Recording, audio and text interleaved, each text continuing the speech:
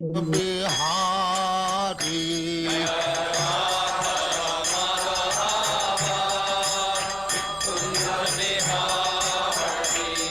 जय राधा माधव कुंज बिहारी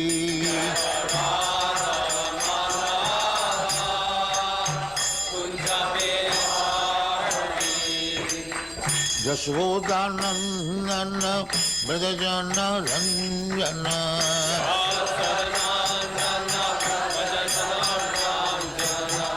यशोदानंदन ब्रजजन रंजन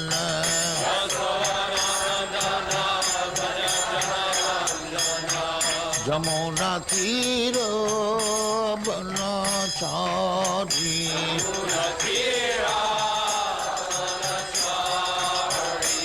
यमुना तीर बनचारी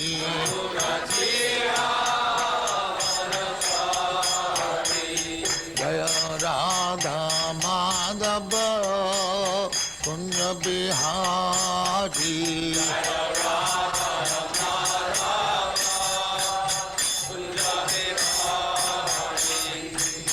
गोपी जन वल्लभ गिरिवरधारी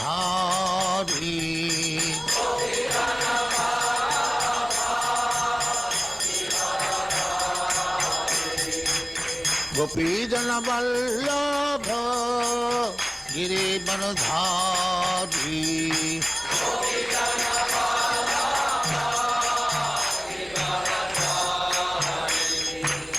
यशोदानंदन ब्रजजन रंजन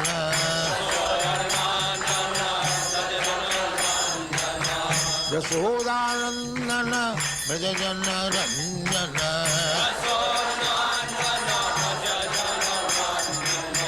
यमुना तीर बनचारी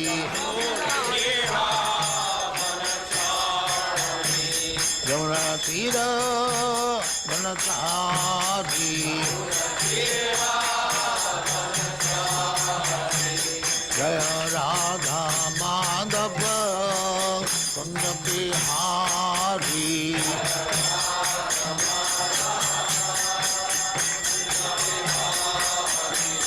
जय राधा माधव कुंज बिहारी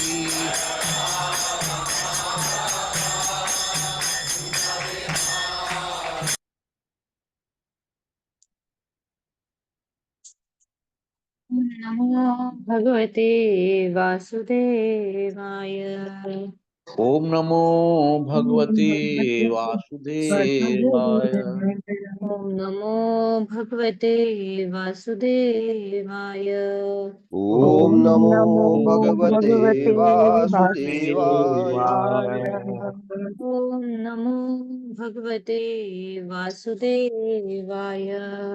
ओम नमो भगवते वासुदेवाय। ओम अज्ञानतिमिरान्धस्य ज्ञानाञ्जनशलाकया चक्षुरुन्मिलितं येन तस्मै श्रीगुरुवे नमः। नमो विष्णुपादाय कृष्णपृष्ठाय भूतले श्रीमते भक्तिवेदान्त स्वामिनेति नामिने।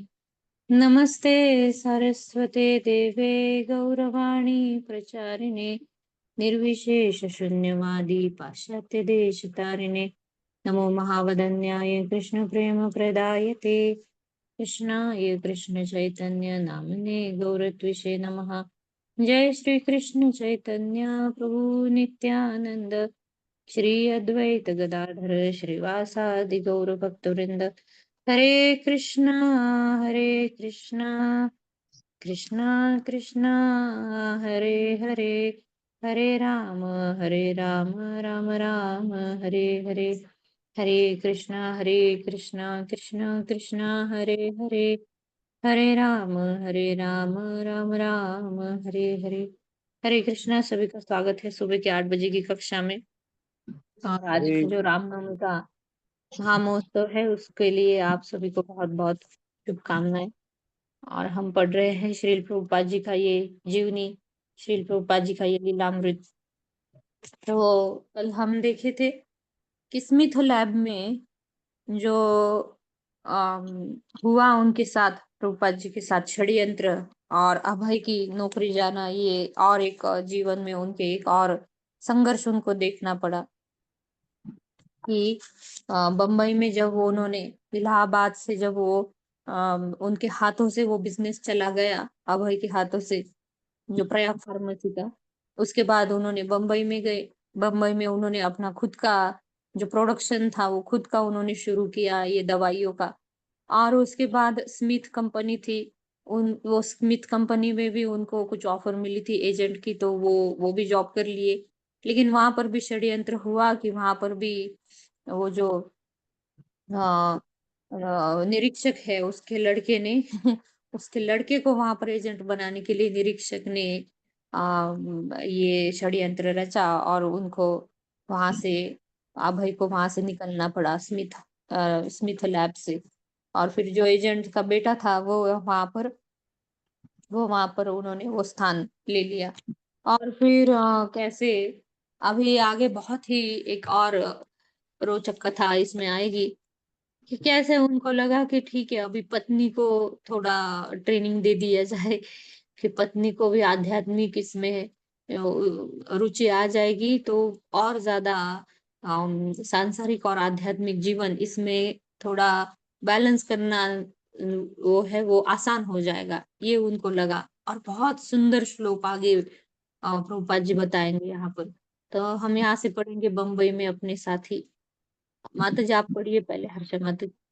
हरे कृष्ण माता जी, हरे कृष्ण सभी को। शिल प्रभुपाद की जय। शिल प्रभुपाद के भक्तों द्वारा बम्बई में अपने साथी सन्यासी गुरु भाइयों की सहायता में लगे हुए अभय को वालिया टैंक रोड पर एक 2 मंजिला मकान किराए से प्राप्त था। हर हर एक सहमत था कि वह केंद्र के लिए उपयुक्त था। अभय के किराए की व्यवस्था की, मनुज मकान की मरम्मत कराई और सन्यासियों को उसमें ले जाकर बसाया। ऐसा लगता था कि अभय के सभी आध्यात्मिक प्रयत्न तो सफल हो जाते थे, किंतु व्यवसायिक प्रयत्नों को बार बार विफलता का मुंह देखना पड़ता था। व्यवसाय में कुछ विरोधियों का होना तो स्वाभाविक ही है।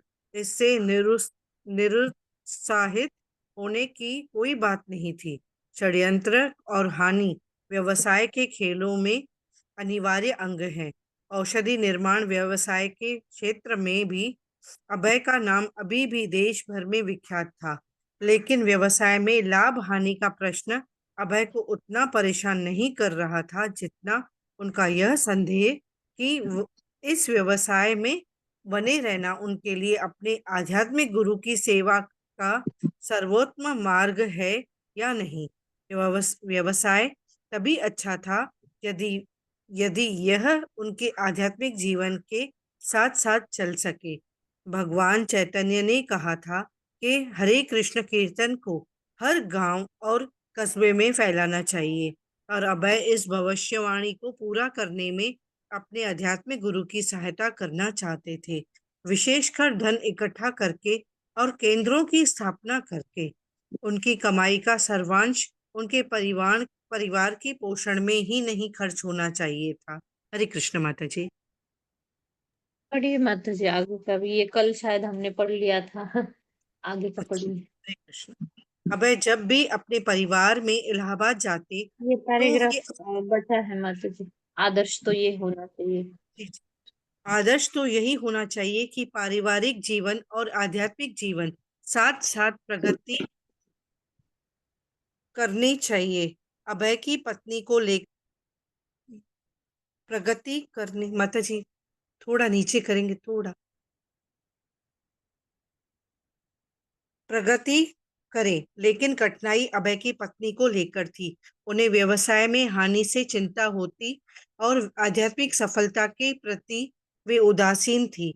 वे घर और परिवार के घेरे में ही रहना चाहती थी और अभय के सुझावों के बावजूद उन्होंने शील भक्ति सिद्धांत से दीक्षा लेने से इनकार किया था। स्वयं अभय की पत्नी के रूप में उनका सबसे बड़ा प्रतिद्वंदी मौजूद था और प्रतिद्वंदिता का यह युद्ध घर के अंदर चल रहा था। जो और भी बुरा था। अभय जब कभी अपने परिवार में इलाहाबाद जाते तो वे अपने अच्छे इरादों से उन्हें संतुष्ट करने की कोशिश करते। बंबई में व्यवसाय अच्छा नहीं चल रहा था, लेकिन उनके पास अच्छी योजनाएं थी और वे अपने परिवार को विश्वास दिलाते कि चिंता का कोई कारण नहीं। उन्होंने योजना बनाई कि पत्नी को अधिक उपदेश दिया जाए ताकि सारा परिवार आध्यात्मिक क्रियाकलाप में अधिकाधिक लग सके। वे चाहते थे कि अतिथियों को आमंत्रण किया जाए, भगवत गीता और श्रीमद् भागवत पर चर्चा हो, कीर्तन किया जाए और प्रसाद बांटा जाए। तो अपने आध्यात्मिक गुरु और गुरु भाइयों की तरह प्रचार कार्य में प्रवृत्त होना चाहते थे। यह कार्यक्रम ऐसा नहीं था कि कोई सन्यासी या ब्रह्मचारी आकर उससे अध्यक्षता करे। अभय स्वयं ही यह कर सकते थे। आदर्श परिवार का यह एक दृष्टांत हो सकता था, लेकिन राधा रानी उनके सामने झुकने को तैयार।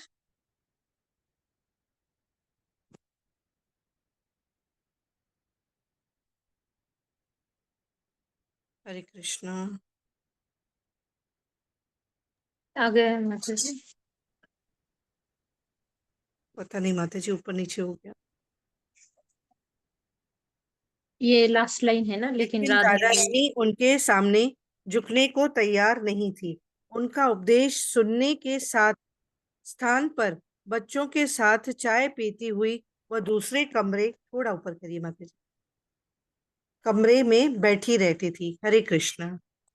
हरे कृष्ण माता जी। तो इनको लगा, प्रभुपाद जी को, कि बम्बई में इतना व्यवसाय तो इतना अच्छा नहीं चल रहा था।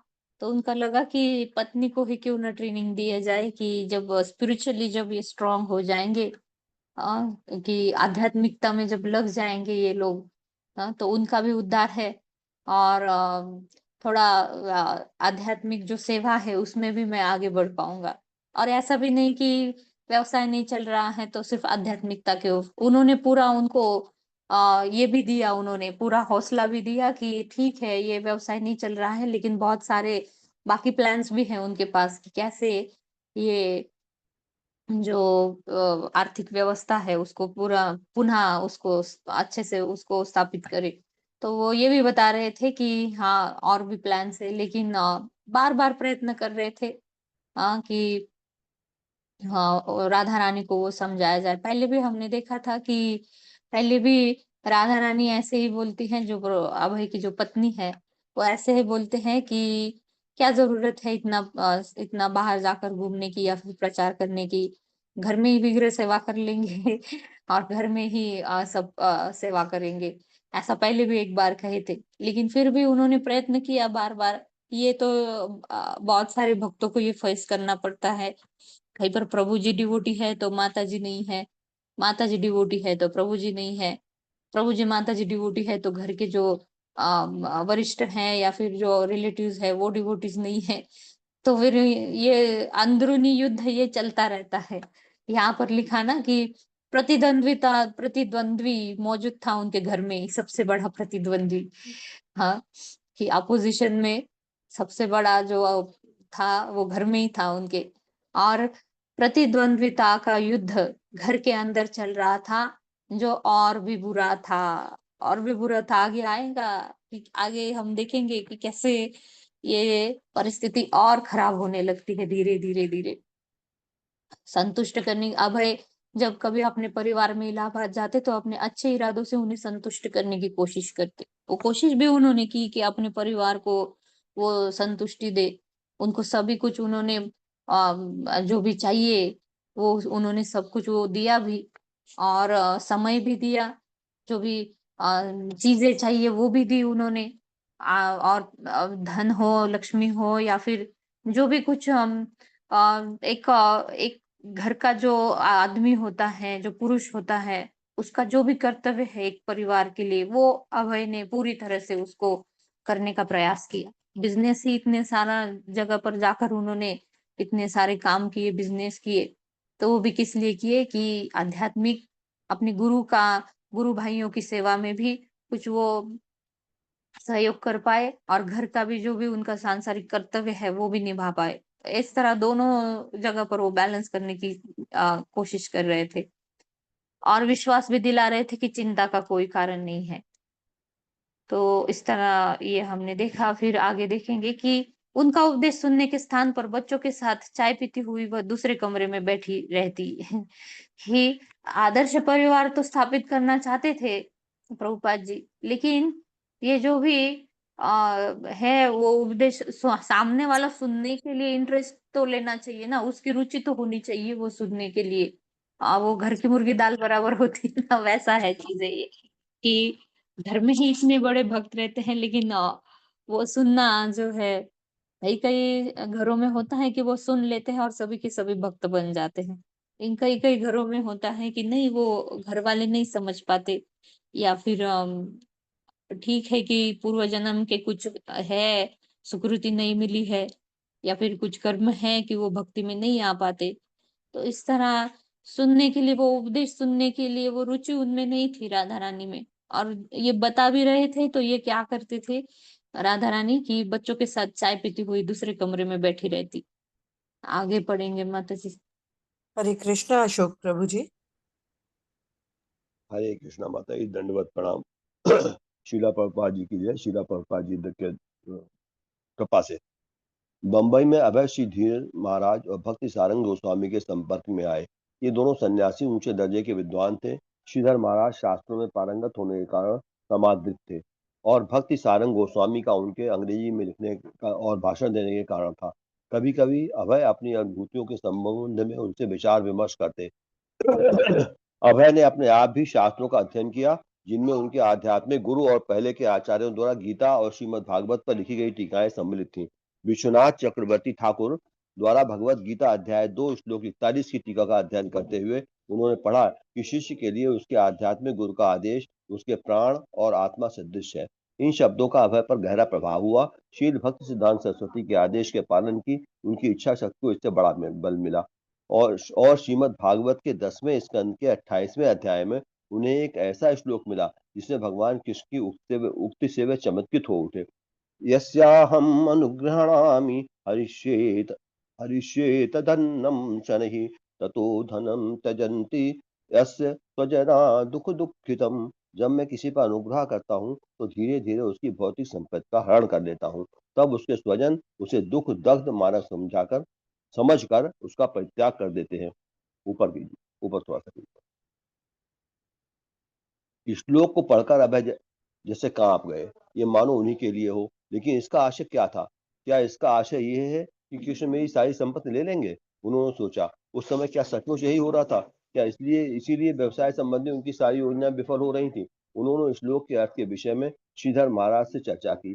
श्रीधर महाराज ने पुष्टि की कि हाँ, जो कुछ हो रहा था वो शायद भगवान कृष्ण और उनके बीच बढ़ते संबंध का परिणाम था। जुलाई 1935 ईस्वी में शील भक्ति सिद्धांत सरस्वती मुंबई के केंद्र में भगवान कृष्ण के श्री विग्रह की स्थापना और उसकी आराधना का समारंभ करने के लिए आए। उनके भक्तों ने तब तक जो कुछ किया था उससे वे बहुत प्रसन्न हुए। भक्ति सारंग महाराज ने उनके सामने स्वीकार किया कि धन संग्रह और नए केंद्र की स्थापना के रूप में अधिकांश कार्य अभय बाबू का किया हुआ था। अभय अलग क्यों रह रहे थे? भक्ति सारंग ने पूछा। उन्हें इस बंबई केंद्र का अध्यक्ष होना चाहिए। भक्ति सिद्धांत सरस्वती ने उत्तर दिया, अच्छा ही है कि वे आपके दल से बाहर रह रहे हैं। समय आने पर वे सब कुछ स्वयं करेंगे, आपको उनकी संस्तुति नहीं करनी पड़ेगी। जब ये वार्ता हुई तब अभय मौजूद नहीं थे, लेकिन उनके गुरु भाइयों ने शील भक्त सिद्धांत ने जो कुछ कहा था वो उन्हें बता दिया। अभय के आध्यात्मिक गुरु के शब्द, जिनमें रहस्यमय भविष्यवाणी की ध्वनि थी, उनके लिए महत्वपूर्ण थे। उन शब्दों को उन्होंने अपने में संचित कर लिया और उनके अर्थ पे भी विचार करने लगे। हरे हरे कृष्ण माता जी। कृष्णा। धन्यवाद प्रभु जी। हरे ये कृष्ण माता जी, धन्यवाद। भविष्यवाणी जो हुई बहुत महत्वपूर्ण है। गुरु द्वारा अभय के लिए जो रहस्यमय भविष्यवाणी हुई, उससे पहले हम देखेंगे कि जो श्लोक यहाँ पर आ, अपने आप तो वो पढ़ने लगे जो शास्त्र है। अभय ने अपने आप भी शास्त्रों का अध्ययन किया और पीछे हमने देखा कि राधा रानी को अभय बोले भी थे कि भक्ति सिद्धांत सरस्वती महाराज जी से दीक्षा ले ले, लेकिन उन्होंने वो भी मना कर दिया। और बंबई में उनका संपर्क हुआ भक्ति श्रीधर महाराज और भक्ति सारंग गोस्वामी महाराज जी से। तो उच्च दर्जे के ये सन्यासी विद्वान थे और और अभय ने अपने आप भी शास्त्रों का अध्ययन किया, मतलब गुरु के साथ बैठकर, भक्तों के साथ बैठकर उन्होंने सीखा भी, क्योंकि वो ये गौड़ीय मठ में हमेशा जाते थे, भक्तों के संग में रहते थे, और अपने आप भी शास्त्रों का अध्ययन शुरू किया। ये सेल्फ स्टडी हमारे लिए भी बहुत जरूरी है कि हम खुद बैठकर, प्रभुपाद जी ने हमारे लिए ये जो प्रोग्राम दिया है पूरा साधना भक्ति का, उसमें प्रभुपाद जी ने बताया है कि 2 घंटे हमें सेल्फ स्टडी, शास्त्रों को खुद लेकर हमें बैठकर पढ़ना चाहिए।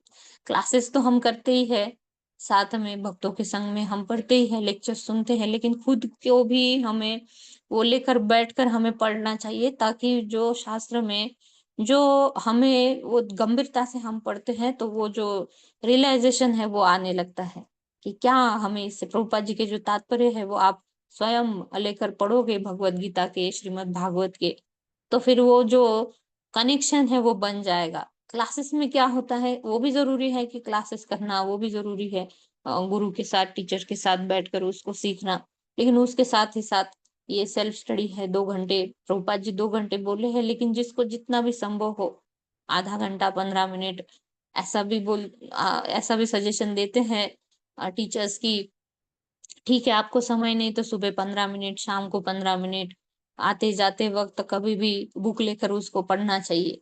सेल्फ स्टडी बहुत जरूरी है। अभय ने भी ऐसे ही किया, अपने आप भी शास्त्रों का अध्ययन किया, जिसमें उनके आध्यात्मिक गुरु और पहले के आचार्यों द्वारा गीता और भागवत पर जो टीकाएं थी, क्या पढ़ना चाहिए, हमारे आचार्यों की जो टीकाएं हैं, हमारे लिए प्रभुपाद जी की सबसे पहला इंपॉर्टेंट है, हमारे लिए प्रभुपाद जी का जो कमेंट्री है, जो टीकाएं है, प्रभुपाद जी की छोटी किताबें हैं, इस्कॉन में तो वो प्लान ही है हमारे लिए कि छोटे किताबों से लेकर हमें फिर भगवत गीता, फिर श्रीमद् भागवत, तो ऐसे करके कि पहले श्रीमद् भगवत गीता और फिर श्रीमद् भागवत, तो उसके ऊपर प्रभुपाद जी के तात्पर्य है वो हमारे लिए बहुत जरूरी है, वो खुद हम पढ़े उसको। और फिर जो प्रभुपाद जी ने क्या किया, अपने परंपरा में जो आचार्य विश्वनाथ चक्रवर्ती ठाकुर जी का जो भगवत गीता के ऊपर कमेंट्री है, सारार्थ वर्षिणी करके, तो वो उन्होंने उसका अध्ययन करना शुरू किया, और 2 श्लोकों का बहुत प्रभाव रहा, 2 प्रभावकारी रहे 2 श्लोक। एक तो था 2.14, व्यवसायात्मिका बुद्धि एकेह कुरु नंदन, कि बहुशाखा ही अनंताश्च बुद्धो ही अव्यवसायी नाम।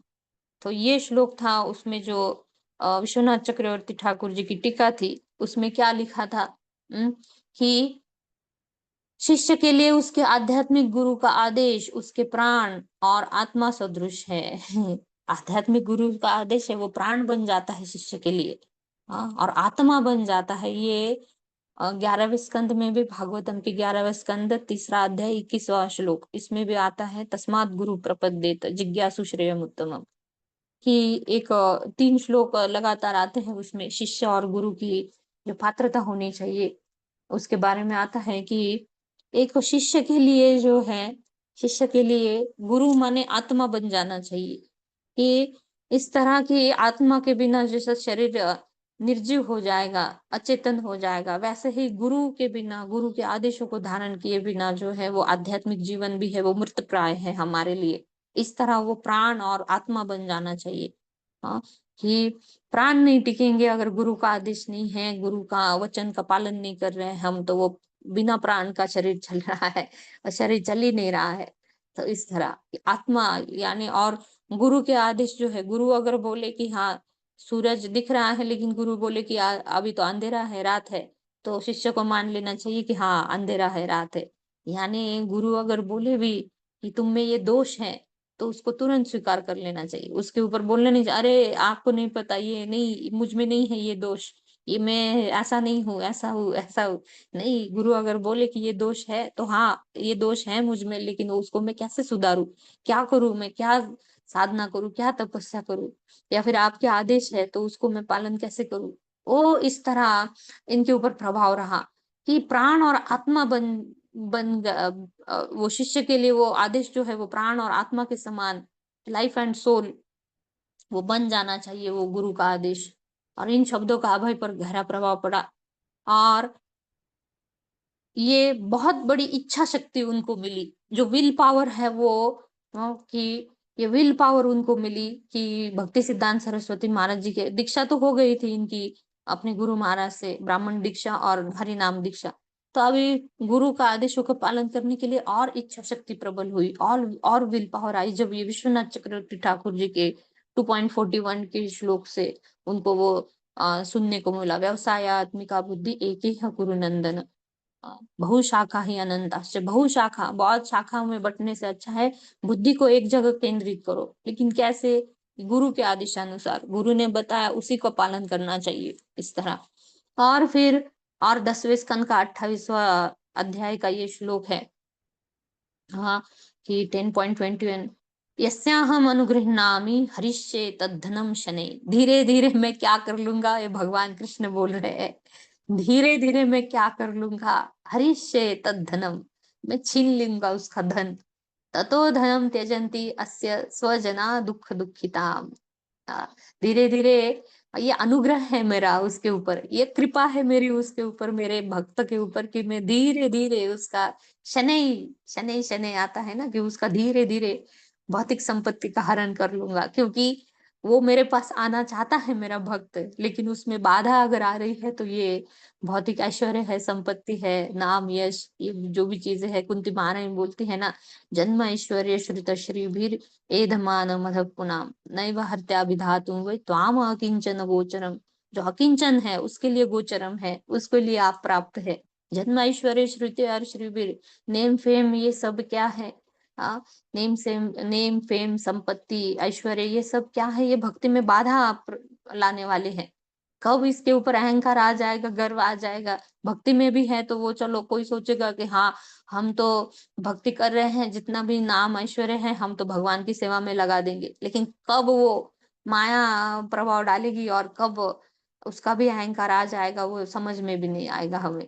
तो कुंती महारानी खुद बोलती है ऐसा, बड़े बड़े भक्त बोलते हैं ऐसा। तो भगवान खुद बोल रहे हैं, मैं उसका भौतिक संपत्ति हरण कर लूंगा धीरे धीरे।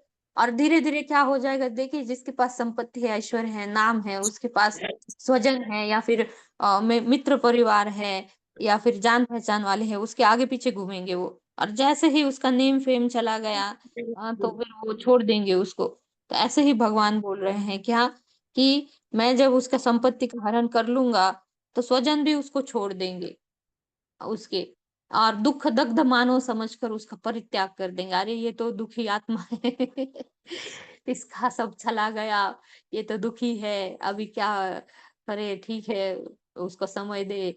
और उसके पास कुछ देने के लिए है ही नहीं बचा, तो वो धीरे धीरे धीरे वो सब जो पहले जो उसके आगे पीछे घूम रहे थे वो भी छोड़ देंगे उसको, और फिर उसकी आसक्ति पूरी निकल जाएगी। ऐसे समाज के जो लोग हैं, परिवारजन है, वो भी उसकी ग्रंथि जो है वो टूट जाएगी, और वो पूरी तरीके से मेरा समर्पण कर लेगा, ऐसा भगवान घोषित कर रहे हैं श्रीमद् भागवतम में। और ये पढ़कर अभय जी से कांप गए। सभी को डर लगता है ये श्लोक पढ़ने के बाद। हाँ, कहीं पर सुने भी तो डर लगता है, अरे कहीं भगवान हमसे ये सब छीन ना ले। भक्ति कर रहे हैं तो कहीं भगवान, इसका हमें चिंता नहीं करनी है, क्योंकि ये जो है उच्च कोटि के भक्तों के ऊपर ही ऐसा अनुग्रह भगवान करते हैं। जो सेकंड स्टैंडर्ड फर्स्ट स्टैंडर्ड में पढ़ रहे हैं, उनको 12th स्टैंडर्ड का पेपर कभी नहीं मिलेगा। तो हम इतने भक्ति में उन्नत नहीं है कि ऐसा अनुग्रह हमारे ऊपर हो। और अगर कोई बहुत इच्छा है कि हो जाए अनुग्रह, तो भगवान से प्रे कीजिए, प्रार्थना कीजिए कि ये अनुग्रह भी हमारे ऊपर डाल दीजिए, भगवान ये कृपा हमारे ऊपर दे दीजिए, हम पूरी तरीके से तैयार है, सब कुछ छीन ले। हाँ, छीनना है तो छीन लीजिए, लेकिन मुझे आपके चरण कमलों में सेवा दीजिए। ऐसा अगर कोई किसी की इच्छा है तो भगवान को, आज रामनवमी है, भगवान को जरूर प्रे कीजिए। और अगर इच्छा नहीं है तो जैसा भी हो भक्ति में लगे रहिए। और अगर भगवान को लगा कि इसके ऊपर मुझे अनुग्रह करना है तो भगवान ये भी कर देंगे।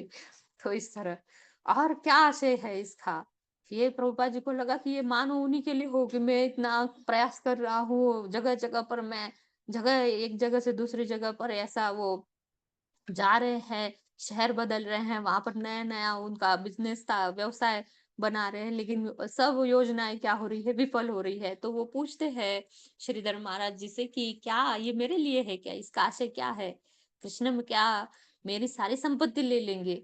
हाँ, तो जैसा हो रहा था, परिस्थिति दिख रही थी, तो उनको यही लगा। तो श्रीधर महाराज ने पुष्टि की कि हाँ, शायद भगवान कृष्ण और उनके बीच बढ़ते संबंध का परिणाम है। यही संबंध बढ़ रहा है कि तुम्हारा सब कुछ छीन लिया जा रहा है, कि इसका मतलब है कि तुम्हारा भगवान कृष्ण के साथ संबंध और दृढ़ होता जा रहा है। और जब 1935 में जुलाई में भक्ति सिद्धांत सरस्वती बम्बई में जो केंद्र स्थापित हुआ, जो प्रभुपाद जी ने और ये सभी ने जो लिया था किराए से, और उसकी साफ सफाई की, हमने कल देखा कैसे साफ सफाई की उन्होंने। गवालिया टैंक रोड पर 2 मंजिला मकान किराए पर लिया था उन्होंने गुरु भाइयों की सहायता से। तो वहां पर अभी विग्रह स्थापित करना था। तो भक्ति सिद्धांत सरस्वती महाराज जी वहां पर आते हैं, और एक अचंभित करने वाली वहां पर एक जो गुरु होते हैं वो दूर दृष्टि उनकी रहती है गुरु की, कि दूर तक भविष्य भी वो देख पाते हैं अपने शिष्य का। तो इसीलिए मैंने कहा कि दोष भी अगर कोई बोले, लेकिन आपको लग रहा है वो दोष मुझ में नहीं है, लेकिन संभावना है कि भविष्य में वो दोष आप में आने वाला है, लेकिन आपके गुरु महाराज ने वो पहले ही आपको बता दिया। जो भी हो, आपके शिक्षा गुरु हो, दीक्षा गुरु हो, काउंसलर हो, वो आपको पहले ही ये दूरग्राही दूर दृष्टि उनकी है, पहले ही आपको बता देंगे कि ये दोष है। तो आप लग जाएंगे, अरे ठीक है, अगर विश्वास रखे गुरु के ऊपर कि हाँ ये मुझ में दोष है, उसका मैं सुधारने की कोशिश करूंगा, तो भविष्य में आने वाला जो संकट है वो पहले ही आपका टल जाएगा। तो इस तरह कि अभी आपको लग रहा है वो दोष नहीं है, लेकिन गुरु देख लेते हैं कि संभावना है कि आगे जाकर वो आएगा। तो ऐसे ही भक्ति सिद्धांत सरस्वती महाराज जी ने वो देख लिया कि भविष्य में क्या होने वाला है। वो आगे हम देखेंगे कैसे गौड़ीय मठों में कैसा झगड़े होने लगे। तो उन्होंने ये पहले ही उनको ये देख लिया था, और इसीलिए उन्होंने ये भविष्यवाणी की क्या, कि आ, जो भी ये सेंटर ये बना था बम्बई में, भक्ति सारंग महाराज जी ने सभी के सामने आ, ये जो सब कुछ समारंभ आयोजन था, ये देखकर भक्ति सिद्धांत सरस्वती महाराज जी बहुत खुश हुए। लेकिन भक्ति सारंग महाराज जी ने वहां पर सभी के सामने ये स्वीकार किया, ये घोषित किया कि जो इसका ज्यादा से ज्यादा इसका सहभाग है, अधिकांश कार्य किसने किया है, अभय बाबू ने किया है। लेकिन क्यों अलग रहकर ये प्रचार कर रहे हैं, क्यों ये अलग रहकर ये सेवा अलग रहकर क्यों कर रहे हैं। उनका तो केंद्र का अध्यक्ष बना देना चाहिए, उनको इतना सेवा कर रहे हैं। उन्होंने वो जगह भी उन्होंने ढूंढी, उसकी साफ सफाई करवा के, धन भी, लक्ष्मी का भी उन्होंने दिया, और फिर फंड भी उन्होंने रेज किया। हम तुरंत उन्होंने, जो हमने देखा था 500 रुपए एक ही दिन में उन्होंने वो अपना जो भी जान पहचान वाले थे उन सभी से, व्यवसाय जन थे, तो उन सभी से इकट्ठा करके तुरंत पहले दिन ही उन्होंने इतना लक्ष्मी जमा की थी। तो इस तरह की इतना सब कर रहे थे, तो फिर अलग क्यों रह रहे हैं, अध्यक्ष क्यों नहीं बन जाते इस केंद्र का। तब बहुत सुंदर भक्ति सिद्धांत सरस्वती महाराज जी उत्तर देते हैं कि अच्छा ही है कि वे आपके दल से बाहर रह रहे हैं, रहने दो उसको बाहर, और बाहर रहकर वो जो कर रहा है वही सही है। समय आने दीजिए, एक समय ऐसा आएगा कि वही सब कुछ अपने आप कर लेगा। कि आपको उनकी संस्तुति नहीं करनी पड़ेगी। वो समय आएगा जल्दी ही, कि वो खुद के बलबूते के, खुद के बलबूते पर ये खुद ही ये प्रचार को आगे बढ़ाएगा, ये आंदोलन को आगे बढ़ाएगा। और बाकी सब जो होने वाला था वो तो उनको पता ही था, भक्ति सिद्धांत सरस्वती महाराज जी को, क्योंकि आगे आएगा कि कैसे धीरे धीरे महाराज थे तभी ये गौड़ीय मठों में ये झगड़े होने लगे थे। और महाराज जी ने बहुत समझाया भी उनको, लेकिन वो नहीं समझ पाए, और महाराज जी के जाने के बाद उनमें कोर्ट तक वो केस चली गई, और कैसे वो संपत्ति को लेकर वो झगड़ रहे थे। यहाँ तक कि भक्ति सिद्धांत सरस्वती महाराज यहाँ तक बोले थे कि ये जो मठ हमने बड़े बड़े मंदिर बनाए हैं उनको बेच दो, नहीं चाहिए वो, और बेच दो, और उसकी जगह पर ये शास्त्रों का जो है वितरण, इसको छपाई करो वो पैसों को लेकर, और उसको वितरण करो, यहाँ तक वो बोले थे। तो इस तरह ये बहुत ये सुंदर बात भक्ति सिद्धांत सरस्वती महाराज जी ने 1935 में ये बम्बई में ये घोषणा की उन्होंने। इसको याद रखिए, जुलाई 1935 बम्बई में जो विग्रह स्थापित हो रहे थे, तब उसके वो समारोह में भक्ति सिद्धांत सरस्वती महाराज जी ऐसा घोषणा किए थे, ऐसे भविष्यवाणी बताए कि वो दल से बाहर रहा, वो अच्छा है, और समय आने पर वो सब कुछ स्वयं करेंगे। इस तरह आगे पढ़ेंगे माता जी। हरे कृष्ण। ईश्वरी कमला देवीदासी माता जी। हरे कृष्णा। सादर प्रणाम सभी भक्तों को। सादर प्रणाम माता जी, धन्यवाद। श्रीला प्रभुपाद की जय। श्रीला प्रभुपाद के भक्तों के द्वारा नवंबर 1935 ईस्वी में अभय फिर अपने आध्यात्मिक गुरु के पास वृंदावन पहुंचे। कार्तिक का महीना था, जो वृंदावन के दर्शन के लिए सर्वाधिक उपयुक्त महीना है। श्रील भक्ति सिद्धांत अपने शिष्यों के साथ एक मास के लिए शांत और पवित्र राधा कुंड के तट पर रह रहे थे, जहां राधा और कृष्ण क्रीड़ा किया करते थे। जुलाई में बम्बई छोड़ने के बाद भक्ति सिद्धांत सरस्वती कलकत्ता चले गए थे। वहां उन्होंने रेडियो पर भाषण दिया, बहुत से सार्वजनिक भाषण दिए। उन प्रचारकर्ताओं के लौटने का स्वागत किया जिन्हें उन्होंने यूरोप भेजा था, और श्रीमद् भागवत के अनुवाद और टीका का प्रकाशन पूरा किया। तब अक्टूबर में वे राधा कुंड आए थे। भक्ति विनोद ठाकुर द्वारा निर्मित छोटे से एक मंजिले मकान में, क्षमा चाहती हूँ, एक मंजिल मकान में निवास करते हुए और वहां एकत्रित हुए शिष्यों को उपदेश देते हुए वे उपनिषदों, चैतन्य चरितामृत और श्रीमद् भागवत के अध्ययन में लगे थे। श्री कुंज बिहारी मठ में उन्होंने श्री विग्रहों की स्थापना भी की थी। राधा कुंड के तट पर प्राचीन इमली, तमाल और नीम की गांठदार शाखाओं की चमकदार हरी पत्तियों से आच्छादित थे। छिछले जल में सारस अपनी लंबी टांगों पर चित्रवत खड़े रहते थे, जबकि मुर्गाबियां कुंड में आर पार चक्कर लगाया करती थीं और जब तब मछली के लिए अचानक डुबकी मार देती थीं। कभी कभी कोई कच्छप जल की गहराई से अपनी नाक ऊपर कर देता था या कोई मछली छलांग लगा देती थी। हरे रंग के तोते प्रायः जोड़ों में हरे भरे वृक्षों के बाहर भीतर उड़ते दिखाई देते थे और इधर उधर फुदकते हुए गौरैये चहचहाया करते थे। वहां मोर भी थे और जो अधिकतर निकटवर्ती बगीचों में रहते थे। कभी कभी खरगोश और यहाँ तक कि हिरण भी आ जाते थे। राधा कुंड का वातावरण कृष्ण लीला के इतिहास से समृद्ध था। 5000 वर्ष पहले राधा और कृष्ण ने यहाँ दिव्य लीलाएं की थी और केवल 500 वर्ष पहले भगवान चैतन्य ने इस राधा कुंड को फिर से खोज निकाला था। भगवान चैतन्य के महान अनुयायी रघुनाथ दास गोस्वामी यहाँ कई साल रहे थे। वे निरंतर हरे कृष्ण का कीर्तन करते रहते और भगवान श्री चैतन्य महाप्रभु के क्रियाकलापों की चर्चा में लीन रहते थे। और यहीं पर एक भजन कुटीर में कृष्णदास कविराज ने चैतन्य चरितामृत नाम से महाप्रभु चैतन्य की लीलाओं का वर्णन लिखा था, जिसमें भक्ति सिद्धांत सरस्वती इतना आनंद लेते थे। राधा कुंड के निवासियों में बहुत से बाबा जी लोग थे जो छोटे छोटे भजन कुटीरों में रहते थे और हरे कृष्ण का कीर्तन करते हुए अपना समय व्यतीत करते थे। हरे हरे कृष्ण। कृष्ण। हरे कृष्णा। धन्यवाद माता जी। हरे हरे कृष्ण। कृष्ण। सर्वेश्वरी सेवनी माता जी, सुमन कुलर माता जी। ये भक्ति सिद्धांत सरस्वती महाराज जी वहां पर विग्रह स्थापित करने के लिए आते हैं।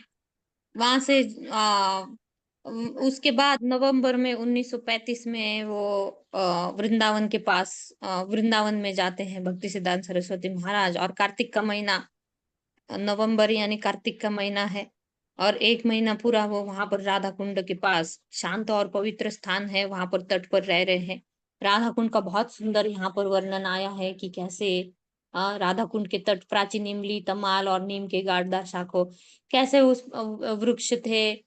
और सारस अपनी लंबी टांगों पर चित्रवत खड़े, वो सारस पक्षी देखा होगा, अपनी लंबी लंबी टांगे होती है, एक पैर ऊपर करके एक पैर पर खड़ा रहता है। जल मुर्गिया है वो कुंड में आर पार चक्कर। कितना सुंदर यहाँ पर राधा कुंड का, जो भी भक्त लोग वृंदावन जाकर आए हैं उसका चिंतन कीजिए। और तब जब भक्ति सिद्ध 1935 में राधा कुंड का कितना सुंदर ये दर्शन होगा कि मछली के लिए एक जल मुर्गिया जो है चक्कर लगा रही है। कोई मछली दिखी तो अचानक डुबकी मार देती है। कभी कभी कछुआ जो है अपनी नाक थोड़ी सी बाहर निकाल रहा है।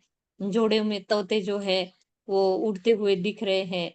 गौरें चहचहा रही है, मोर की सुंदर आवाज सुनाई दे रही है, खरगोश और हिरण भी थे देखिए तब 1935 में।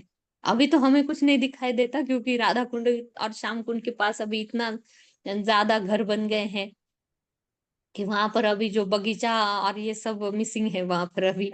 लेकिन फिर भी ठीक है, हमारे आचार्यों का, स्वामियों का हमारे ऊपर इतनी कृपा है कि अभी भी हम जाकर वहां पर दर्शन ले रहे हैं राधा कुंड श्याम कुंड का। और अभी भी हमें वो कृपा मिल रही है वहां की। लेकिन तब देखिए तब मोर और बगीचे भी थे निकटवर्ती, और खरगोश और हिरण भी आते थे वहां पर। तो इस तरह इतना सुंदर वातावरण था। और 5,000 वर्ष पूर्व का तो वहां पर वो इतिहास बता ही रहे हैं कि कैसे चैतन्य महाप्रभु ने खोज निकाला। और रघुनाथ दास गोस्वामी वहां पर, उनका सुंदर भजन कुटीर भी है। रघुनाथ दास गोस्वामी जी का समाधि मंदिर है। जो भी भक्त लोग गए हैं, हम सबसे पहले रघुनाथ दास गोस्वामी जी के समाधि मंदिर में पहले दर्शन लेते हैं, और फिर हम राधा कुंड और श्याम कुंड का दर्शन करने जाते हैं, क्योंकि वो हमारे षट गोस्वामी में से एक है। और उन्हीं की वजह से चैतन्य महाप्रभु ने तो खोज निकाला है राधा कुंड और श्याम कुंड को, लेकिन उसका जो वहां पर बैठकर उन्होंने इतना नाम जप किया, इतना तपस्या की उन्होंने, हाँ, कि फिर बाद में उसका जो अभी हम जैसे देख रहे हैं बड़ा सा कुंड, तो उसका जो काम था ये रघुनाथ दास गोस्वामी जी ने उसका शुरू करवाया। तो ऐसे करके, और वहां पर बैठकर चैतन्य चरितामृत का वो प्रवचन करते थे, और महाप्रभु की लीलाओं का वो वर्णन करते थे। और कृष्णदास कविराज गोस्वामी जी का किन्हीं ने देखा है क्या? इनका कृष्णदास कविराज गोस्वामी जी का भजन कुटीर किन्हीं ने देखा है? वृंदावन में दर्शन किए हैं? हमारे को होस्ट में से कोई दर्शन किए हैं? अगली बार जब आप जाएंगे राधा कुंड श्याम कुंड पर, तो वहीं से एक परिक्रमा मार्ग जैसा है, अंदर गलियों में अगर जाते हैं, राधा कुंड का जैसे रघुनाथ दास गोस्वामी जी का समाधि मंदिर है, और वहां से एक छोटी गली आती है राधा कुंड और श्याम कुंड में प्रवेश करने के लिए। तो वहां पर ना घुसते हुए सीधे जाकर फिर हमें राइट मुड़ना है। और जैसे ही आप थोड़ा पूछताछ करते जाओगे तो अंदर की गली में कृष्णदास कविराज गोस्वामी जी का वहां पर अ, भजन कुटीर है, जहां पर उन्होंने चैतन्य चरितामृत का उन्होंने रचना की। तो वहां पर भी दर्शन लेना बहुत जरूरी है। कृष्णदास कविराज गोस्वामी जो चैतन्य महाप्रभु की लीलाओं को प्रकट किए, तो ऐसे बहुत सुंदर यहाँ पर वर्णन किया है राधा कुंड और श्याम कुंड के तट का। और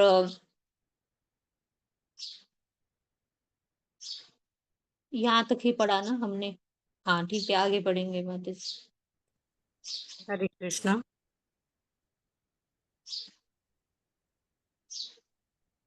सर्वेश्वरी सेवनी माता जी अनम्यूट करें। हरे कृष्णा माता जी। आदर प्रणाम सभी को। प्रभुपाद जी की जय। प्रभुपाद जी के भक्तों के द्वारा अपने आध्यात्मिक गुरु के वृंदावन में निवास के विषय में सुनकर अभय अपने पुत्रों के साथ मुंबई से वहां पहुंचे थे। केवल उनके दर्शनों के लिए श्री भक्ति सिद्धांत का दर्शन सदैव ही प्रसन्नता का अवसर था। फिर यह दर्शन वृंदावन में प्राप्त हो रहा था, इसीलिए उसमें और भी पूर्णता थी। अपने प्रिय मार्गदर्शन और मित्र से अभय का मिलन 1932 में ईस्वी में वृंदावन की परिक्रमा में हुई भेंट से भिन्न था। अब वह कमरे के पिछले भाग में बैठे अज्ञात व्यक्ति थे। अब वह प्रामाणिक शिष्य थे जिसको कवि नाम मिल चुका था, जिसने प्रशंसनीय कविता और लेख की रचना की थी, जिसने ध्यान लगाकर गुरुवाणी सुनी थी और जिसके द्वारा इलाहाबाद मठ को सहायता मिली थी और मुंबई में मठ की स्थापना हो चुकी थी। इस प्रकार अभय को अवसर मिल लग गया था कि वे एकांत में अपने आध्यात्मिक गुरु से मिल सकें। गुरु का अभय के पुत्र के विषय में स्मरण था। उन्होंने एक छोटे जैकेट भेंट में दी और अब राधा कुंड के किनारे अकेले में साथ साथ टहलते हुए श्री भक्ति सिद्धांत कवि अभय की ओर मुड़कर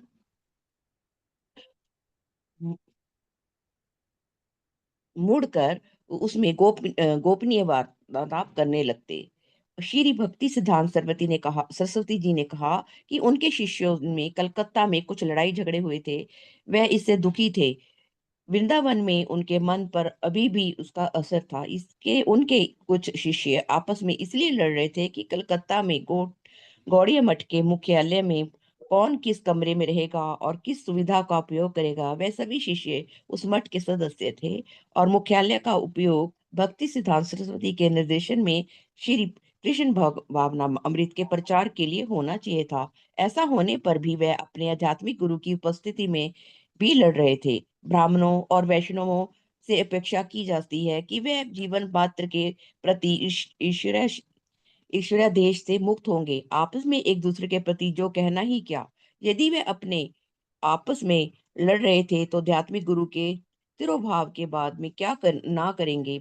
अभय का इन मामलों में कोई संबंध ना था और ना ही उन्हें उनके बारे में विस्तृत जानकारी थी या इस बात का ज्ञान था कि उनके कौन कौन लोग शामिल हैं, लेकिन अपने आध्यात्मिक गुरु में उनके बारे में जानकर अभय भी दुखी हुए। हरे कृष्णा। बहुत हरे कृष्णा माता जी, धन्यवाद हरे माता जी, कृष्णा। हरे हरे कृष्णा। हरप्रिया माता जी। हरे कृष्णा हरे कृष्णा, सभी को सादर प्रणाम। श्रील प्रभुपाद की जय। प्रभुपाद के शिष्यों द्वारा बहुत चिंतित होकर श्रील भक्ति सिद्धांत अभय से बोले, आगुन जालवे, आग लग जाएगी। एक दिन कलकत्ता के गौड़िया मठ में और निजी हितों के वह आगे फैल जाएगी और सब भस्म कर डालेगी। अभय सुनते रहे, लेकिन वे नहीं जानते थे कि करे क्या। श्रील भक्ति सिद्धांत ने ये सिद्ध करने के लिए लंबा और कड़ा संघर्ष किया था कि कोई भी व्यक्ति, चाहे वो जिस जाति का हो, ब्राह्मण, सन्यासी या वैष्णव के दर्जे तक उठ सकता है, किंतु यदि उनके अनुयायी अल्प धन या पद के लोभ में पड़कर प्रदूषित हो जाते हैं और इस प्रकार सारी दीक्षा और परिष्कार के बावजूद अपने को निम्न वर्ण का सिद्ध करते हैं, तो उनका मिशन उच्छिन्न हो जाएगा। यदि धर्म के नाम पर वे आराम, पद और बड़प्पन में अनुरक्त हो जाते हैं, तो इसका आशय केवल यही हो सकता है कि वे अपने आध्यात्मिक गुरु की शिक्षाओं को ग्रहण करने में असफल रहे। श्रील प्रभुपाद, उनका रोना था कि ये लोग मकान में ईंटों और पत्थरों के पीछे पागल थे। उन्होंने इसका निंदा की। वे बहुत अधिक दुखी थे। जब हम एक किराए के मकान में रह रहे थे, श्रील भक्ति सिद्धांत ने कहा, उस समय यदि हम 2 या 300 रुपए भी इकट्ठे कर लेते थे, तो उल्ट ढंग में हम बहुत आराम से रहते थे। उस समय हम अधिक प्रसन्न थे। लेकिन जब से बाग बाजार में हमें ये संगमरमर का भवन मिला है, हमारे लोग आपस में झगड़ते हैं। इस कमरे में कौन रहेगा? इस कमरे में कौन रहेगा? इस कमरे का मालिक कौन बनेगा? हर एक अलग अलग योजना बना रहा है। बहुत अच्छा होता कि दीवारें से संगमरमर निकालकर उनसे पैसे पैदा किया जाते। यदि मैं ऐसा कर सकता और पुस्तकें प्रकाशित करता तो बहुत अच्छा होता। अभय को लगा कि उनके आध्यात्मिक गुरु उनसे आपात स्थिति में बात कर रहे हैं, मानो वे उनसे सहायता मांग रहे हो या घोर संकट के निवारण के लिए आगाह कर रहे हो। लेकिन वे क्या कर सकते थे? हरे श्री कृष्णा। भक्ति हरे कृष्ण, धन्यवाद। ये पढ़ लीजिए माता जी, हरा प्रिया माता जी, 3 लाइन पढ़ लीजिए तो ये, हाँ, ये विषय हाँ, हमारा है। माता जी, हरप्रिया माता जी पढ़ लीजिए। 1 मिनट माता म्यूट जी। हो गए पर। हाँ, हाँ। म्यूट। हरे कृष्ण माता जी, अनम्यूट करें। जी माता जी। श्रील भक्ति सिद्धांत ने तब सीधे अभय से कहा, अमार इच्छा छेलो किछु भी कोराना। मेरी इच्छा कुछ पुस्तकें छपाने की थी। यदि तुम्हें कभी भी धन मिले, किताबें छपाना। राधा कुंड के किनारे खड़े हुए और अपने आध्यात्मिक गुरु को निहारते हुए अभय को लगा कि ये शब्द उनके अंतर मन में प्रविष्ट हो रहे हैं। यदि तुम्हें कभी धन मिले, किताबें छपाना। हरे कृष्ण माता जी। हाँ, धन्यवाद माता जी। तो किताबें कितना महत्वपूर्ण है हमारे लिए, देखिए। और एक आदेश मिला अभय को, वो भी कहाँ पर, वो भी वृंदावन में, वो भी राधा कुंड, जो राधा कुंड सबसे, हाँ, हम उपदेशामृत में पढ़ते हैं, धीरे धीरे धीरे रूप गोस्वामी जी कैसे एक से बढ़कर एक श्रेष्ठ श्रेष्ठ श्रेष्ठ ऐसे श्रेणियां लगाते हैं, और सबसे वृंदावन में जो स्थली है सबसे श्रेष्ठ वो राधा कुंड है। राधा कुंड के तट पर वो भी अपने गुरु महाराज से, और वो भी ये सुन रहे हैं क्या आदेश, कि यदि तुम्हें कभी धन मिले तो किताबें छापना। पर क्या किया प्रभुपाद जी ने, क्या किया उन्होंने, आगे संघर्ष उनका देखेंगे हम। वृंदावन में राधा दामोदर मंदिर में बैठकर उन्होंने कैसे वो किताबें लिखी, कैसे श्रीमद् भागवत का पहले स्कंद के ऊपर उन्होंने कमेंट्री लिखी और उसको छपाई के लिए उनको कितना संघर्ष करना पड़ा, कितना दूर वो चलकर जाते थे, कभी प्रसाद सुबह का लिए भी नहीं लिए भी, जहां पर वो प्रेस में जाते थे वो वहां के जो सदपुरुष थे ना, तो वो उनको चिंता होती थी और वो घर से कुछ मंगवाते थे, क्योंकि उनको पता था ये वैष्णव है, बाहर का कुछ नहीं खाएंगे, तो वो घर से उनको खाने के लिए कुछ मंगवाते थे। तो ये चल कर जाते थे और छपाई के लिए क्यों इतना उन्होंने संघर्ष किया? क्योंकि उनके गुरु का आदेश उनको मिला। वो अंतर्मन में वो प्रविष्ट हो गया। क्या? यदि तुम्हें कभी धन मिले तो किताबें छापना। बहुत यहाँ पर बहुत गंभीर बातें हैं यहाँ पर, कि एक जो गुरु है, वो अपना जब शिष्य और गुरु के बीच में जब ऐसा संबंध स्थापित हो जाता है, ऐसा कनेक्शन, तो गुरु कभी कभी क्या करते हैं, गुरु अपने शिष्य को रहस्यमय बातें बताते हैं, या फिर कुछ समस्या है तो वो भी बताएंगे। सभी के सामने वो कभी प्रकट नहीं करते, लेकिन शिष्य के बीच में अगर कोई अच्छा संबंध बन जाता है गुरु और शिष्य के बीच में, तो वो बता भी देते हैं। तो इस तरह जब अभय जब 1932 में जब परिक्रमा चल रही थी, जब अभय पहली बार वृंदावन में उनसे मिले, मतलब वृंदावन में वो पहली बार मिले, तो तब 1932 में वो तब का अनुभव अलग था। तब हमने देखा था कि शेषशाही विष्णु मंदिर में सभी भक्त लोग जाने वाले थे, लेकिन ये उनके लेक्चर में बैठे रहे। लेकिन तब थोड़ा उसमें अज्ञात थे, गुरु शिष्य से और शिष्य गुरु से, लेकिन फिर भी भक्ति सिद्धांत सरस्वती महाराज जी ने पहचान लिया कि ये इसको मेरा प्रवचन जो है वो सुनना बहुत श्रवण करना उसको बहुत पसंद है। लेकिन अब जब मिल रहे हैं 1935 में नवंबर में, ये कार्तिक मास में, तब वो अज्ञात नहीं थे, तब वो पहचान थी, तब वो उनको उनके बीच में वो संबंध स्थापित हो गया था, दीक्षा हो गई थी उनकी, और उनके आदेशों पर वो चलना वो जो शुरू किए थे। और कैसे श्रीधर महाराज जी ने भी उनका, ये भक्ति सिद्धांत सरस्वती महाराज जब बंबई आए थे वो विग्रह स्थापित करने के लिए, तब भी श्रीधर महाराज, अभी अभी हम पढ़े कि वो बोले थे कि ये क्यों न केंद्र का अध्यक्ष बन जाए। तो ये पहचान जो है ये बन गई थी। और फिर अपने बेटे के बारे में भी, अभय के बेटे के बारे में भी वो जानते थे, तो उन्होंने एक छोटी जैकेट भी भेंट में दी थी। और किनारे में अकेले टहलते-टहलते हुए उन्होंने एक बात बताई उनको। बहुत दुःख हुआ अभय को, अपना ये गुरु महाराज को, वो नहीं जानते थे कलकत्ता में क्या हो रहा है या फिर उसमें कौन-कौन शामिल है। पहले जब उल्टा डंग में वो बोले कि उल्टा डंग में किराए में रहते थे, लेकिन फिर भी बहुत खुश थे। लेकिन अभी जो बाग बाजार पर जो मुख्यालय बन गया गौड़िया मठ का, संगमरमर था, वहाँ पर दीवारें लगी। तो ये ईंट और पत्थर में ये लोग जो ढूंढ रहे हैं, ईंट और पत्थरों में, कि कौन-कौन किस-किस कमरों में रहेगा, कि काश अगर ये ईंट और पत्थरों से मैं अगर फिर से वो लक्ष्मी निकाल पाता तो मैं पुस्तकों को छाप देता। क्योंकि झगड़े कहाँ किस लिए हो रहे थे, और भक्ति सिद्धांत सरस्वती महाराज जी का प्रचार क्या था, किसके ऊपर जोर था, कि किसी भी हाँ कुल का, किसी भी वंश का, किसी भी जाति का क्यों ना हो, अगर वो भक्ति में आगे बढ़ पाए, अगर वो सभी जो विधि-विधान है उसको फ़ॉलो कर रहा है, तो वो कोई भी ब्राह्मण के पद पर ऊपर उठ सकता है, वो वैष्णव बन सकता है। उनका प्रयास था कि सभी को वैष्णव बनाया जाए। लेकिन अगर वैष्णव ही ऐसा कार्य कर रहा है, उसमें वैष्णव सदाचार नहीं है, तो फिर से वो नीचे के स्तर पर ही वो गिर जाता है। तो यही भक्ति सिद्धांत सरस्वती महाराज जी का दुःख था, कि इनको मैं वैष्णव बनाने की कोशिश कर रहा हूँ और ये क्या कर रहे हैं, कि भौतिक जो सुविधा है उसके पीछे, कि कौन किस कमरे में रहेगा, किसको क्या सुविधाएँ मिलेगी। जैसे रहता है ना, मैं सीनियर हूँ, मैं आपसे पहले मैं जुड़ा हुआ हूँ, मैं सीनियर हूँ तो मुझे ऐसा चाहिए, मुझे ये कमरा चाहिए, मुझे ये सुविधाएँ चाहिए, मुझे वो होता है वो, क्योंकि सब जो है वो सब शुद्धिकरण के लिए ही जुड़े हैं। किसी भी संप्रदाय में हो या फिर इस्कॉन में भी होए, हम देखते हैं अंदरूनी भी ये ऐसी कुछ मतभेद चलते रहते हैं।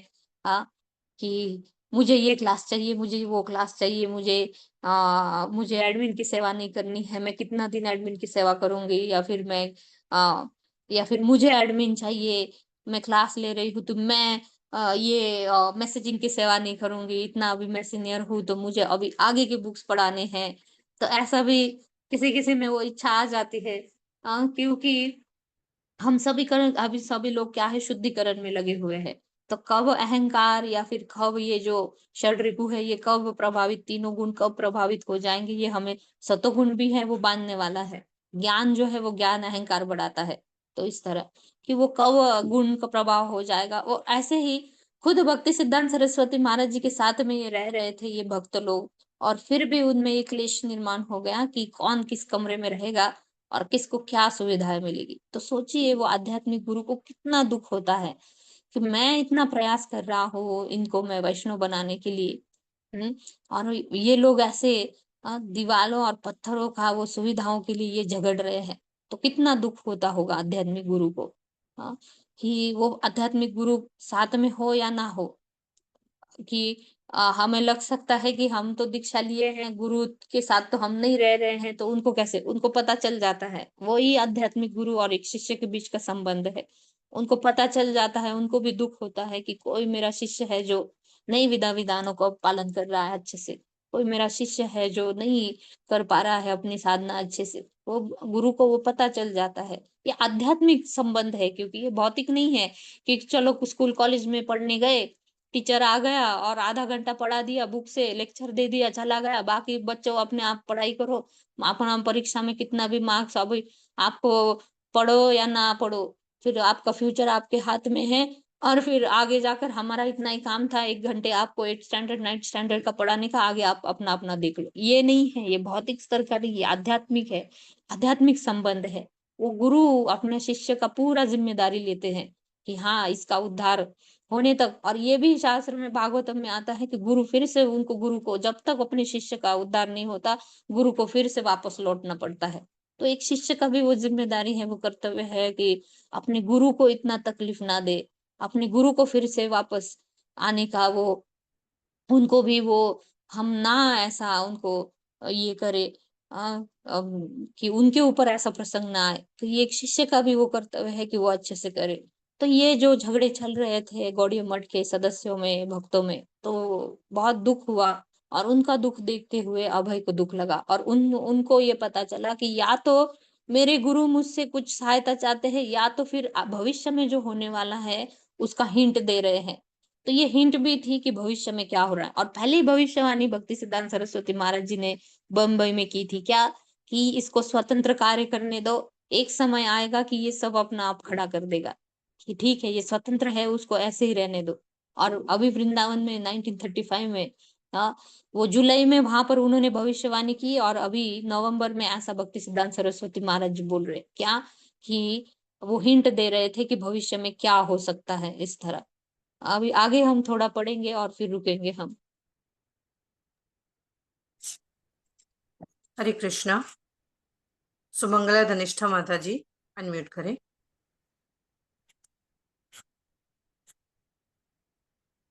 हरे कृष्णा माता जी, दंड प्रणाम।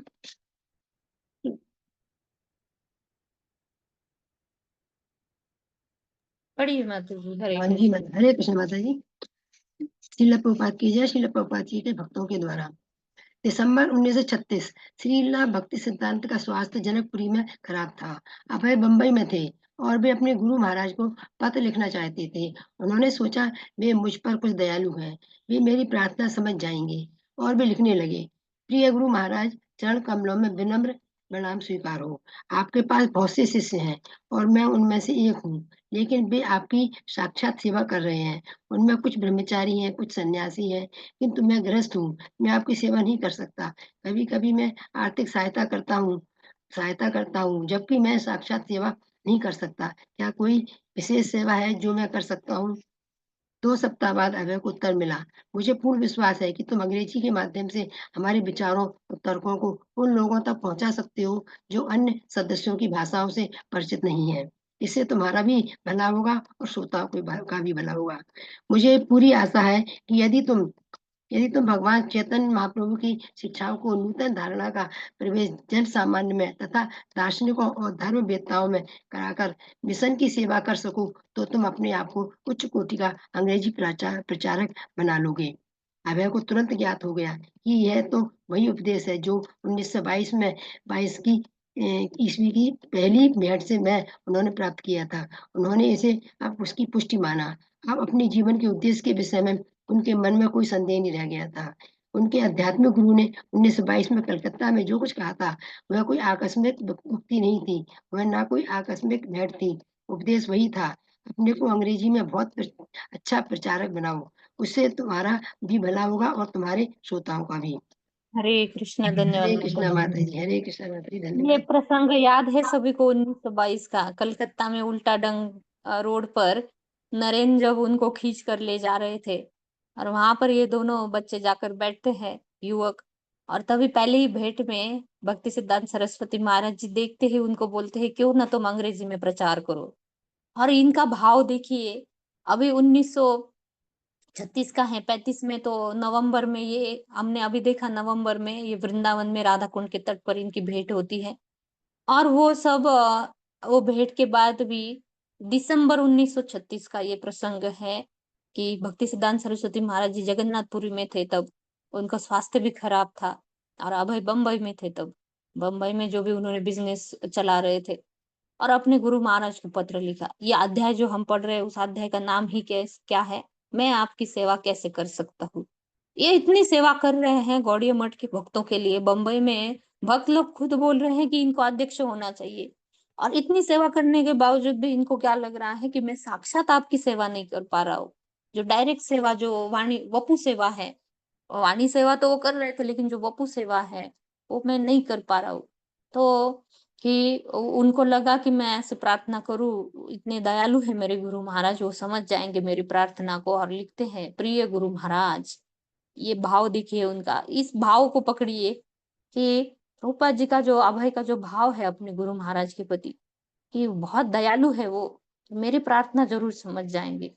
कैसी प्रार्थना है, क्या प्रार्थना है कि मैं आपकी सेवा कैसे करूं। प्रिय गुरु महाराज, चरण कमलों में विनम्र प्रणाम स्वीकार करें। आपके तो बहुत सारे शिष्य है, उनमें से मैं भी हूँ।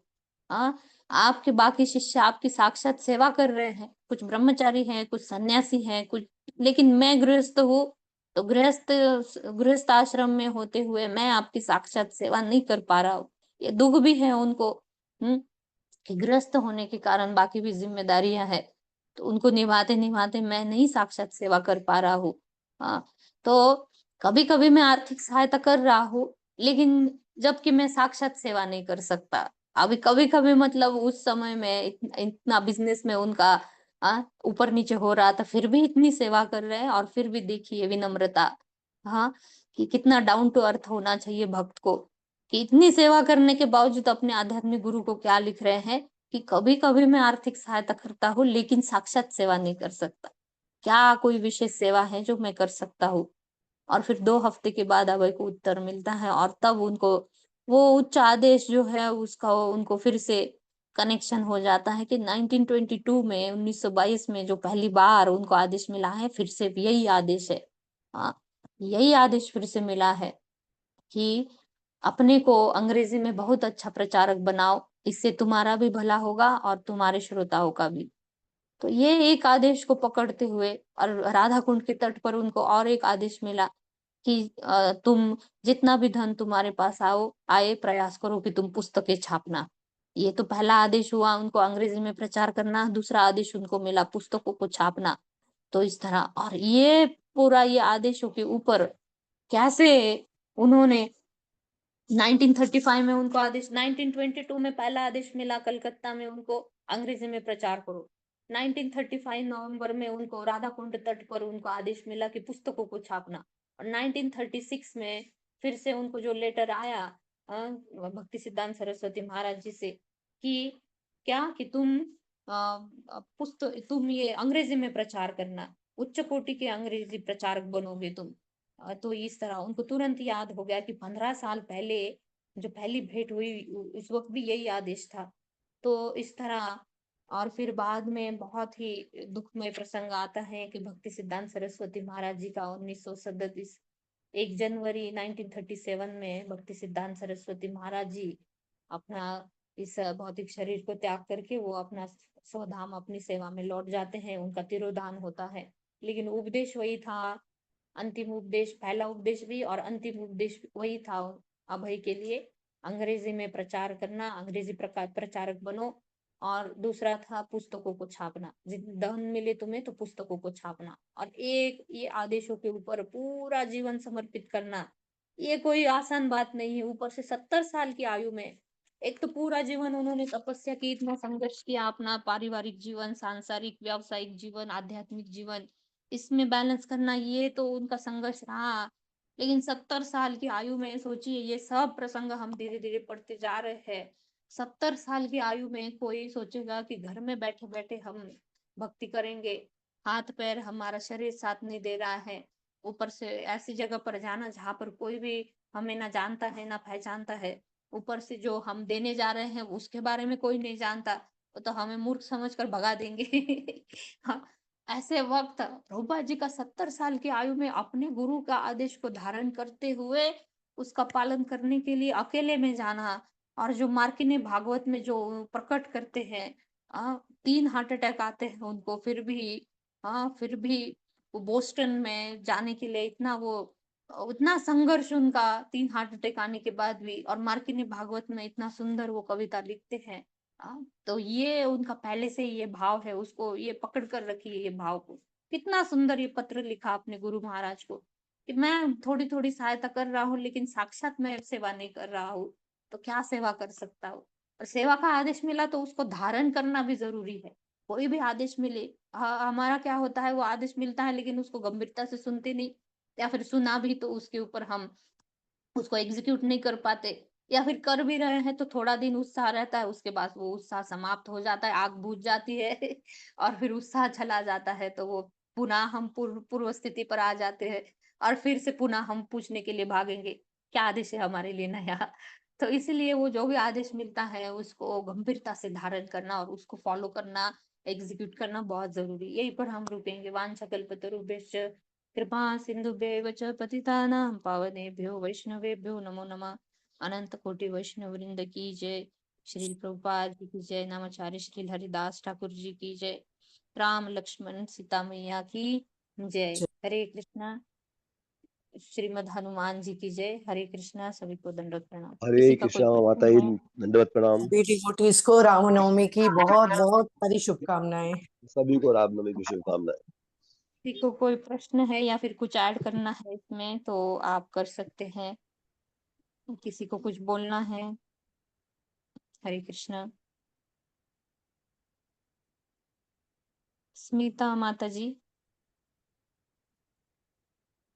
हरे कृष्णा। स्मिता माता जी, आप अनम्यूट कर सादर सकते प्रणाम माता जी।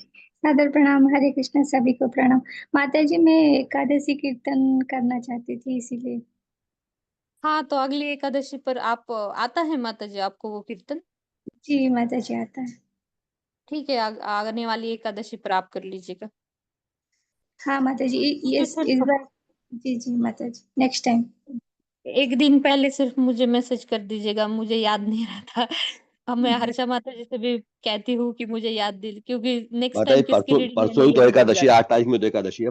एक कल ही का दिन तो है, पहले हाँ परसों हाँ एकादशी है ना। हाँ, तो परसों, हाँ ठीक है, तो फिर याद रहेगा मुझे। परसों आप कर लीजिएगा माता जी एकादशी भजन। जी माता जी, परसों करूँ या नेक्स्ट टाइम वाला इस बार? नहीं, परसों भी आपकी तैयारी है तो परसों ही कर लीजिए। कोई किसी ने नाम नहीं दिया है तो आप कर लीजिए परसों। जी, धन्यवाद माता जी। हरे कृष्ण। सभी धन्यवाद। को प्रणाम। सभी को प्रणाम। रुकते हैं यहीं पर। हरे कृष्ण। दंडवत में। हरे कृष्णा माता जी, दंडवत प्रणाम। हरे हरे कृष्ण। कृष्णा माता जी, दंडवत प्रणाम। माता जी, रामनवमी की आपको बहुत बहुत शुभकामनाएं। हरे कृष्ण माता जी। हरे हरे कृष्ण माता कृष्णा जी। माता जी, दंडवत प्रणाम। माता हरे जी, कृष्ण रामनवमी की माता बहुत जी, बहुत सादर प्रणाम। शुभकामनाएं। आप सभी को हरे भी हरे कृष्णा। कृष्ण। दंडवत।